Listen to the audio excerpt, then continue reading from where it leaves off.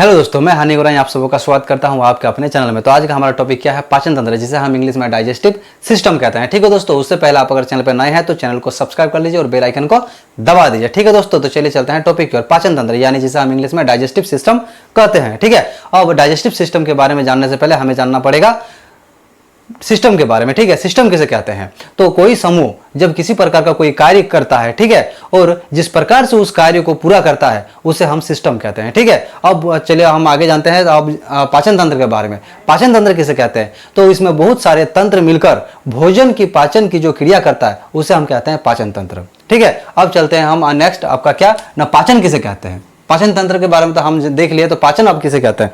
तो जटिल पदार्थ को सरल पदार्थ में तोड़ना हम पाचन कहते हैं। क्या? जटिल पदार्थ को सरल पदार्थ में तोड़ना हम पाचन कहते हैं। अब पाचन की क्रिया को हम क्या कहेंगे? पाचन की क्रिया को हम फिजियोकेमिकल क्रिया कहेंगे।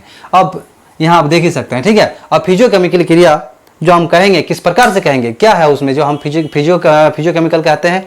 जैसे कि हम मुंह में भोजन को लेते हैं और दांतों से उसको चबाते हैं, वो हो गया आपका फिजिकल क्रिया। ठीक है, और उसके बाद जैसे हमारा मुंह के लार ग्रंथि द्वारा लार स्रावित होता है और जीभ द्वारा उस लार को उस भोजन में मिलाया जाता है, उसे हम कहेंगे केमिकल यानी रसायन क्रिया। ठीक है, तो ये हो गया आपका फिजियोकेमिकल क्रिया। ठीक है, उसके बाद आ गया अब हम किस प्रकार के भोजन को पचाते हैं, भोजन में क्या क्या पचाते हैं। तो आपका जाके बसा हो गया, कार्बोहाइड्रेट हो गया, और आपका जाके प्रोटीन, इसका हम पाचन करते हैं। क्या? बसा, कार्बोहाइड्रेट तथा प्रोटीन का हम पाचन करते हैं। उसके बाद आ गया कि हम किसका किसका पाचन नहीं करते हैं? तो जल, खनिज तथा विटामिन का हम पाचन नहीं करते हैं। तो क्यों नहीं करते हैं? कारण ये खुद इतने सरल पदार्थ में पाया जाता है कि इसको पाचन करने की आवश्यकता पड़ता ही नहीं, इसको हमारा शरीर डायरेक्ट एब्जॉर्ब कर लेता है। ठीक है, अब ये हमारा यहाँ पर खत्म हो गया। अब हम क्या कहाँ जाते हैं ना, आपका जाके डाइजेस्टिव सिस्टम की ओर। तो डाइजेस्टिव सिस्टम को दो श्रेणी में बांटा है। किसमें बांटा गया है ना, आपका जाके आहार नाल तथा साथ ही साथ आपका जाके पाचन ग्रंथि द्वारा। ठीक है, अब आहार नाल के बारे में हम जानेंगे। ठीक है, अब आहार नाल किसे कहेंगे? तो जब हम मुंह में आहार लेते हैं और वो जिस नली से होकर जहां तक जाता है, जब तक वो बाहर ना निकल जाए, वो जहां जहां जाता है उसको हम आहारनाल कहेंगे। ठीक है, तो आहारनाल की लंबाई कितना होता है? फीट में बोलेंगे तो 32 फीट और मीटर में बोलेंगे तो लगभग 9 मीटर। ठीक है, अब आहारनाल में आपका जाके भोजन कहाँ कहाँ जाता है हमें ये भी देखना पड़ेगा। ठीक है, तो सबसे पहले आपका जाके मुख में, उसके बाद ग्रास नली, आमाशय, छोटी आंत, बड़ी आंत तथा आपका जाके लास्ट में गुदा द्वारा बाहर निकाल दिया जाता है, यानी गुदा को हम क्या कहेंगे? एनस कहेंगे। ठीक है, चलिए आप एक बार डायग्राम में हम देख लेते हैं। ठीक है, ये देखिए यहाँ पर मुख आ गया। अब मुख के बाद यहाँ जैसे ही आया नहीं हो गया ग्रास नली, ग्रास नली के बाद ये आपका जाके आमाशय आ गया, जिसे हम पेट कहते हैं। ठीक है, उसके बाद ये आ गया आपका जगह छोटी आंत। ठीक है, छोटी आंत में आपका जाके भोजन यहाँ घूमते फिरते आया, जो कि सबसे लंबी नली है। ठीक है, इसके बाद आ गया यहाँ से आपका बड़ी आंत। ठीक है, बड़ी आंत में आते आते यहाँ जाके आप देख ही सकते हैं। उसके बाद यहाँ पर आ गया एनस, यहाँ से आपका जाके बाहर निकल जाता है। ठीक है, तो अब ये हमारा हो गया आपका जाके आहार नाल, जिसे हम एलिमेंट्री कैनाल कहते हैं।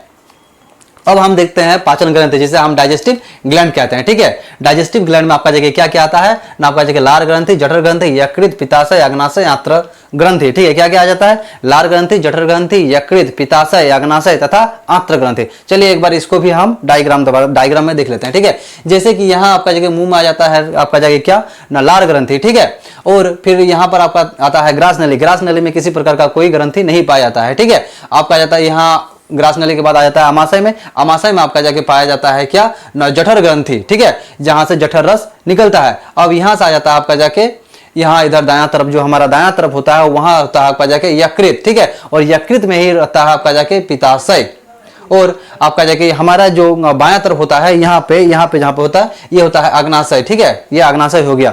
ये हमेशा छोटी आंत के ऊपर में होता है। ये क्वेश्चन भी आता है कि अग्नाशय का जो है वो कहाँ पे स्थित होता है, ये कहाँ होता है ना, ये आपका जगह छोटी आंत के ऊपर में। ठीक है, और फिर आपका जगह आ जाता है आंत में। आंत में जाता है छोटी आंत में, छोटी आंत द्वारा आंत्र रस छोड़ा जाता है। ठीक है, और फिर आ जाता है भोजन आपका जगह बड़ी आंत में। बड़ी आंत में किसी प्रकार का कोई एंजाइम नहीं छोड़ा जाता है, ना ही कोई ग्रंथि पाया जाता है। ये सिर्फ पानी को ऑब्जर्व करता है, बस इसका इतना सा कार्य है। अब चलते हैं इसका विस्तृत रूप देखते हैं। ठीक है, तो हम डाइजेस्टिव ग्लैंड के बारे में नहीं पढ़ेंगे अभी। आप बोलेंगे काहे नहीं सर, ये भी तो इंपॉर्टेंट है, लेकिन नहीं, काहे कि अभी अगर आहार नाल और पाचन ग्रंथि दोनों एक साथ अगर स्टार्ट कर दे तो आपका माइंड डिस्टर्ब हो सकता है और आपका जो पढ़ाई है इधर उधर जा सकता है। इसलिए हम लाइन बाय लाइन पढ़ेंगे। सबसे पहले हम देखेंगे आपका जाके आहार नाल में क्या क्या है, उसके बाद हम जाएंगे बाद में पाचन ग्रंथि में। ठीक है, तो सबसे पहले हम जाते हैं आहार नाल में। आहार नाल में सबसे पहले क्या आ गया ना, आपका जाके मुख गुहा। ठीक है, अब मुख गुहा को हम क्या कहते हैं? मुख गुहा को हम आपका जगह इंग्लिश में कहते हैं वोकल कैविटी, आपका जगह माउथ कैविटी और ओरल कैविटी। क्या कहते हैं? Mouth cavity, vocal cavity, oral cavity, ठीक है, याद रखिएगा, ये इंपॉर्टेंट है। उसके बाद जो हमारा मुंह में होता है 3 जोड़ी लार ग्रंथि पाई जाती है। क्या क्या पाया जाता है? Parotid, sublingual, submandibular. क्या क्या? पैरोटिड, सबलिंगुअल, सबमेंडिबुलर, ठीक है, यहाँ पर हम देख ही सकते हैं पैरोटिड, सबलिंगुअल, सबमेंडिबुलर, ठीक है। अब इसमें से हमको देखना है कि पैरोटिड के बारे में। पैरोटिड लार ग्रंथि में सबसे बड़ी ग्रंथि है, ठीक है, पैरोटिड लार ग्रंथि में सबसे बड़ी ग्रंथि है। और आपका जैसे जो सांप में जहर स्रावित होता है, कहां से होता है ना? आपका यही पैरोटिड ग्रंथि से ही स्रावित होता है, ठीक है। सबलिंगुअल, सबमेंडिबुलर उतना इंपॉर्टेंट है नहीं, उसका नाम आपको खाली पता होना चाहिए कि जो लार ग्रंथि का नाम क्या है, उसमें आपका आ जाता है पैरोटिड, सबलिंगुअल, सबमेंडिबुलर, ठीक है। अब हम इसके थोड़ा आगे चलते हैं। तो हमारा जो लार, मनुष्य में जो लार स्रावित होता है प्रतिदिन 1.5 लीटर लार स्रावित होता है, सिर्फ मनुष्य में, ये नहीं कि हर जंतु में, हर जंतु में नहीं, ओनली फॉर आदमी में, ठीक है। लार कितना स्रावित होता है ना? आपका जाके होता है 1.5 लीटर, ठीक है। उस लार में क्या क्या होता है वो भी तो हमको देखना पड़ेगा।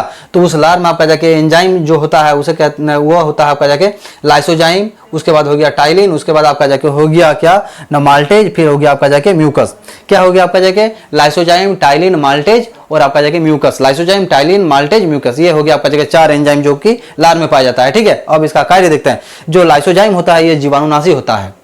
तो आप बोलिएगा ये तो पाचन की क्रिया में कोई मदद ही नहीं करता है। नहीं, ये करता है। कैसे करता है ना? हम जो कुछ भी भोजन लेता है वो 100% स्वच्छ नहीं होता, उसमें कुछ आपका जगह अवशिष्ट पदार्थ भी होता है, जीवाणु वगैरह होता है, जिसे मारना बहुत जरूरी होता है। नहीं तो वो अगर अंदर चल गया तो हमें पीड़ित कर सकता है और या फिर हमें बीमार कर सकता है, ठीक है। तो इसलिए आपका जाके लाइसोजाइम इंपॉर्टेंट है। खासकर छोटी बच्चों में तो आप बोलिए ही नहीं, क्योंकि उसको कुछ भी दिखता है वो खाने के लिए वो घुसा लेता है अपना मुंह में, ठीक है। इसलिए ये लाइसोजाइम इंपॉर्टेंट बनता है।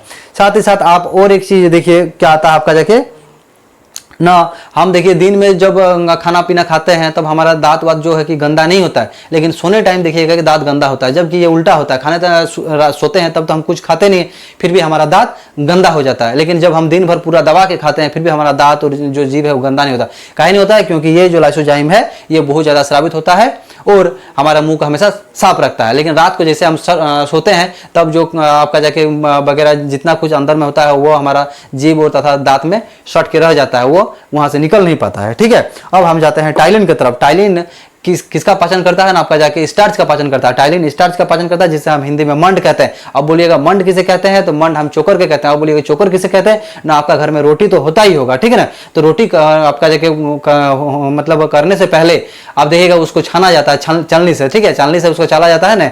तो उसके बाद देखिएगा ऊपर में कुछ पदार्थ बच जाता है, ठीक है, और वही पदार्थ होता है आपका जाके स्टार्च, जिसे हम मंड कहते हैं हिंदी में, ठीक है। तो आप बोलेगा हम तो उसे फेंक देते हैं, हम तो उसे खाते ही नहीं, तो उसका पाचन कैसे करेगा?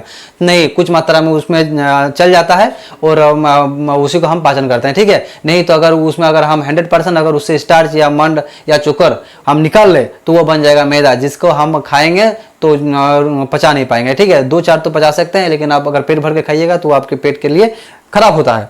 अब आ जाता है हम टाइलिन ना। टाइलिन तो आपका जगह ये हो गया। अब आते हैं हम माल्टेज। माल्टेज का कार्य बस इतना सा है कि वो माल्टोज को ग्लूकोज में परिवर्तित करता है। क्या करता है? माल्टोज को ग्लूकोज में परिवर्तित करता है। उसके बाद आ गया म्यूकस। म्यूकस का कार्य बस इतना सा है कि वो भोजन को चिपचिपा बनाता है, लेकिन ये बहुत बड़ा कार्य है। कैसे?